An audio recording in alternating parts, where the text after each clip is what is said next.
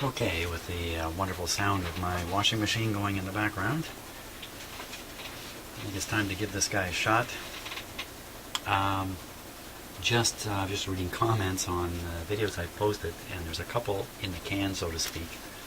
So there's a lot of problems with making everything timely, both my comments now about the comments made on other videos, but one of them was about this capacitor right here, this fairly big guy, 10K capacitor that goes between a coil and the B plus line.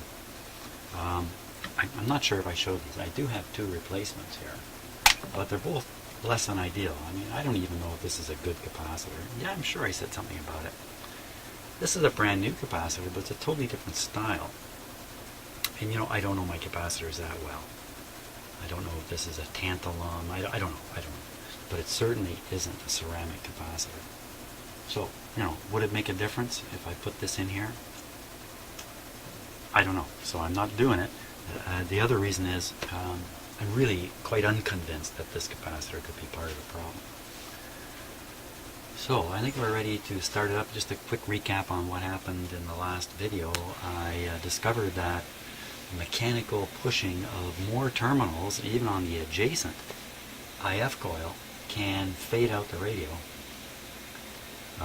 which is a totally new thing now. Up until then, no mechanical movement was having any effect. It was just that electrical thing when I touched my voltmeter onto the FM primary first IF coil. I said that just a little backwards. Well, let's switch it on and see if we can get the fade happening. Can we get the fade happening? Because, boy, I moved a lot of stuff around. Here we go.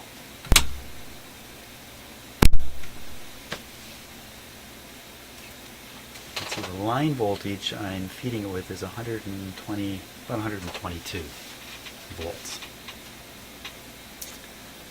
And by the way, while we're waiting for it to warm up, I do use an isolation transformer when I'm doing this work. Not that this particular, this guy has the, oh, here he comes. The system will want to pull the rug out from under them before they decide to go. And Kathy White from Toronto wrote, no physician should have to help a patient die. What is needed are special clinicians trained to perform the task of dispatching those who want to die. This should be their only task, and portable machines should be developed for the purpose. Okay, so the volume level number is set to 3. Sounds just a little low to me, but I would prefer elderly people to be hired and trained as these clinicians. All right, on to another story now. let me turn it up just a bit. 911, what's your emergency? All right, they're the people we call when we need help, but what happens when they need help? Police officers, paramedics, and firefighters frequently witness traumatic events, and sometimes the trauma won't let them Okay, go. so I'm going to let it play. Last week, 3 first stop the responders video. living with post-traumatic stress disorder shared Put on the their recording stories. meter. About 15 years ago, I started to notice Go do other stuff. that I Let me wasn't put on quite the meter. okay. I was witnessing traumatic events in people's lives. Actually, Taking it home with me. that sound you hear I is found the chart paper loneliness of the condition. and one the of pointer difficult going. things to deal with. Once I ended up in the hospital, Okay, there was we'll more leave of it a running. response to, okay, this is serious, let's find Okay, out. so it's literally been 3 seconds. I literally turned off the camera and it faded. Now, it may not be obvious because I interrupted the video, but that's going down. Turn it off. Okay, so just it's gone down a bit. So let me do the restoration trick here. Jobs locally Yeah, here. see I that? thought it was really eye-opening, and They were very amazing. we received tons So of even though I feedback poked on around this and one. all that. Jesse Beck from Lorning, Ontario said this: I suffered from PTSD for 10 years before I realized what was really happening. Okay, so to here's me what I'm and going to found do. help. Shut it off. I'm going to change out the 10K. I'm going to put this one in. You know, if it's a problem, I'll just put the 10K back, or I'm going to have to get one from somewhere. But my guess is this is just as good. They probably couldn't build capacitors like this back then. Jeez, I don't know. I really don't know what was going on back then. Okay. see if I can get it out of there and preserve some of the lead on it, so I can put it back when I realize my mistake. Now, it's just the schematics in my office. It's just a decoupling capacitor. Excuse me. I'm worn out. It's about 9 o'clock at night. And I'm worn out. What's going on? I'm just waiting for my soldering iron to heat up here.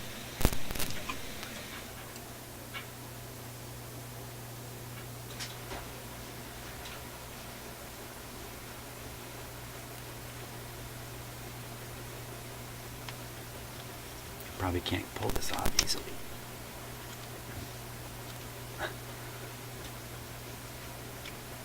No, it's twisted around there.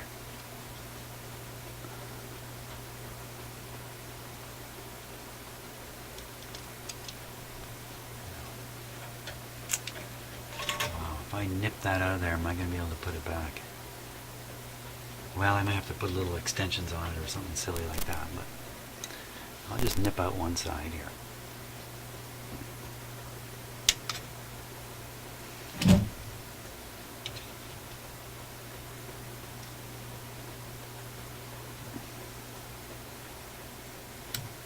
If it doesn't ruin it, I'm bending it all over the place.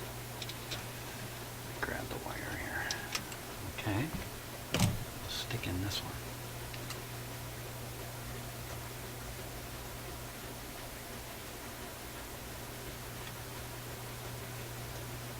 Pretty big in there. It's probably going in and never coming out.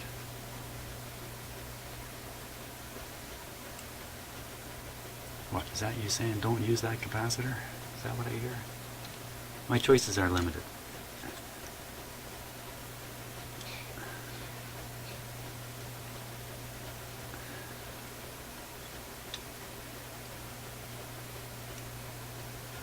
I'm thoroughly convinced this can't be the problem.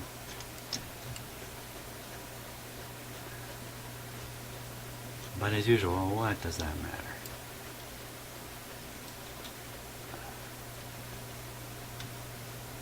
You know, I'm still stuck with the idea that there's a problem in the IF coil.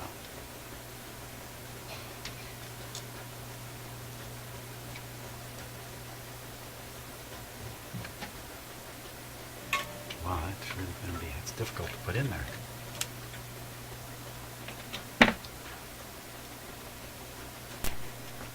Well, you're going to have to stock up on ceramic capacitors.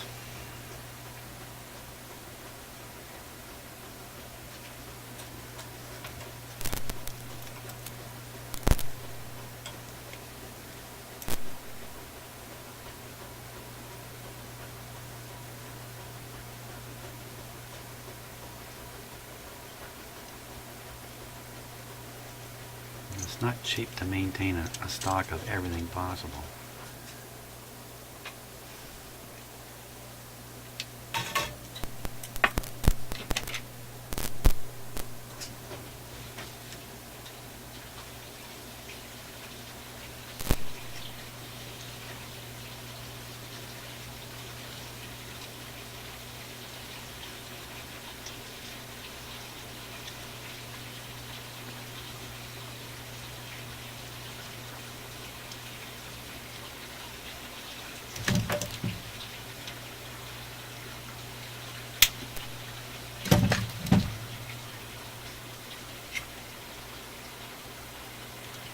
Cut that a little short. Yikes.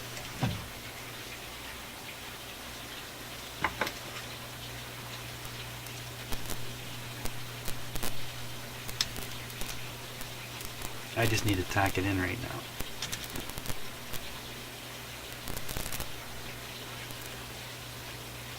Although that could become temporary permanent. That's a term we used at the power company, kind of a derogatory term for situations where something temporary was done out on the distribution system. And then no one ever goes back to make it permanent. Like a trouble crew would come and do something temporary, get the lights back on, and then it would get forgotten about. We would call that a temporary permanent situation. Well, boy, I cannot bend that. Cannot bend that. Arrgh. Okay.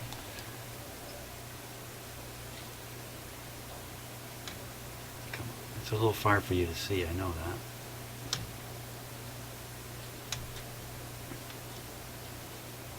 Just tack it in like this. You know, if this were to fix the radio, I would be at a loss as to why. I really have a heck of a time explaining it.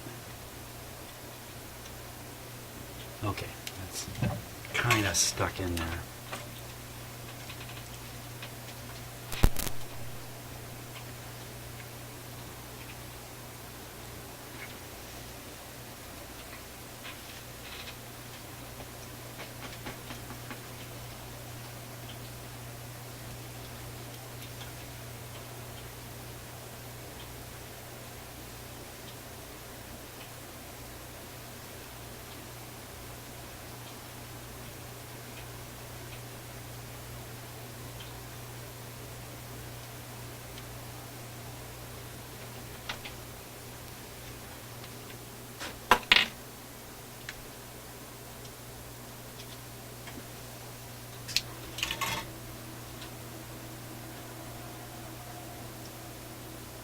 I got it.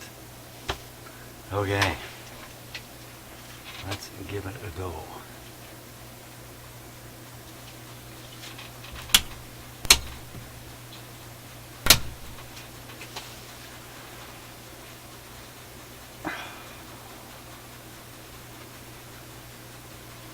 Yes, that's my washing machine spinning in the background.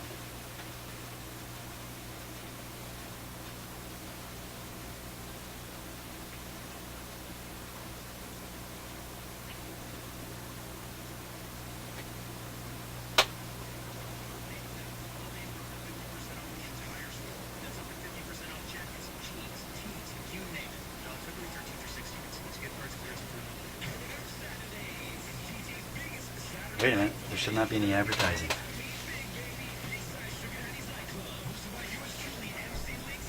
The station I listen to it is no advertising on it. To them and say, goosebumps. Kim Twee is the author of Root, That's one it. of the books in Canada 2015. Chats with Sheila Rogers Moved it on slightly. the next chapter, Saturday afternoon at 4:30 in Newfoundland. The news is next, followed by Ideas. That's pretty good Paul volume. Kennedy. In anticipation of Valentine's Day, we're dusting off an old oyster That from the sounds a Ideas little box. louder. Oysters are the single aphrodisiac that's generally believed to actually Let's work. not get excited They've here. also been called the most sustainable seafood product. Oysters on Ideas.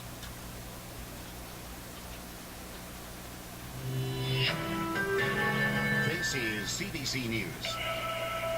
I'm Ted Fahmy. After more than a year in a Cairo prison, Canadian journalist Mohammed Fahmy has been ordered released on bail. His family says they believe that will happen on Saturday. But the Al Jazeera journalist is expected to appear in court for a retrial on February 23rd. Alex Neve is the Secretary General for Amnesty International Canada. Okay. It Now, has been urging for Fahmy's conditional sit here, we release. might sit here He for says 10 now is minutes the time waiting for it to Prime fade. Minister I don't know. Stephen Harper to call the Egyptian president. So we'll That's stop what we the video. saw with Prime Minister Turn on the Alex for recording meter. Australia, who was very engaged Definitely personally, louder. with President Al-Sisi several times. Of course, Australian citizen Peter Greste, who was detained with Mohammed Fahmy, is now I can see it on the free. recording Prime meter. Minister says Canada will continue to push for Fahmy's release.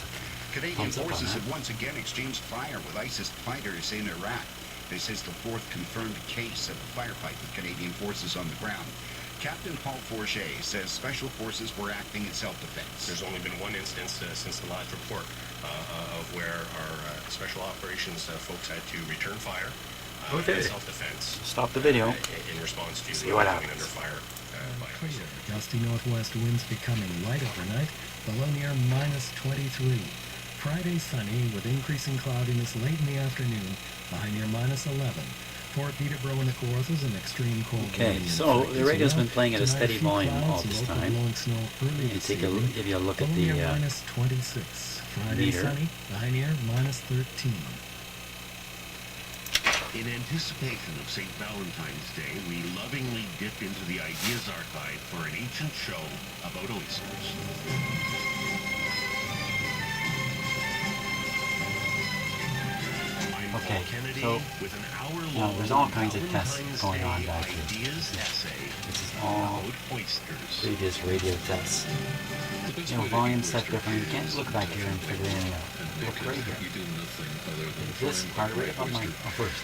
This big black thing here, or that's some kind of junk that's got on this plastic here that you just need to ignore this. Okay, you see where the pointer is? You see the black just above my finger? That's the most recent test.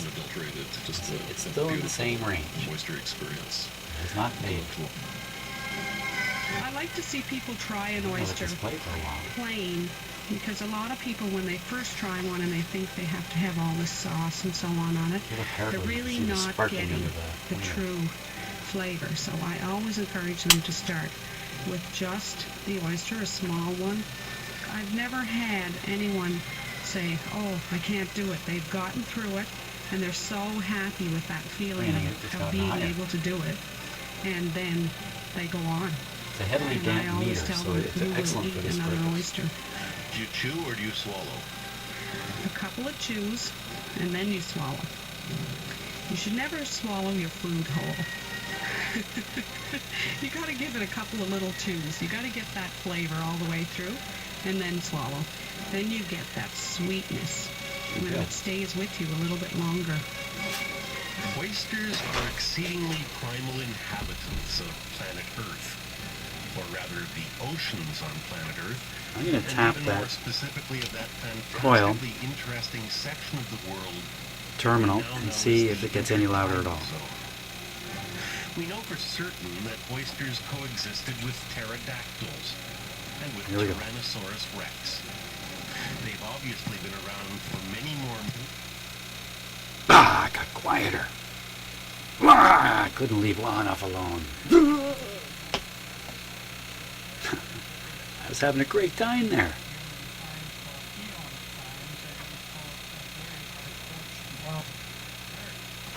It happened in the port long period of time. Perhaps more importantly, Well, you know what? I'm just left with the IF coil. Yeah, I can't.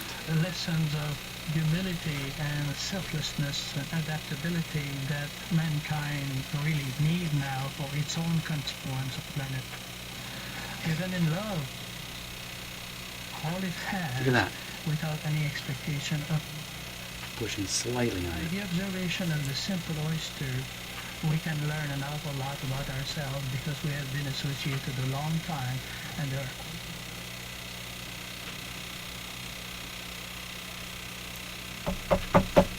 What is it?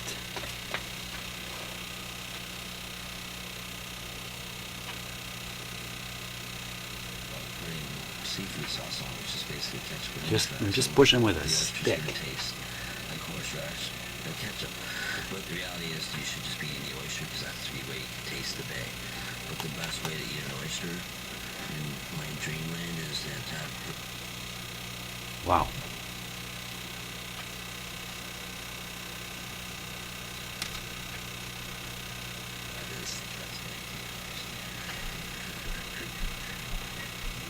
Brent and Jason Hey, and what's going on there? who eat the turd, and Phyllis and Renee and Melanie and Neil, among others, in this hour-long ideas essay about the amorous oyster. But at this point, it's probably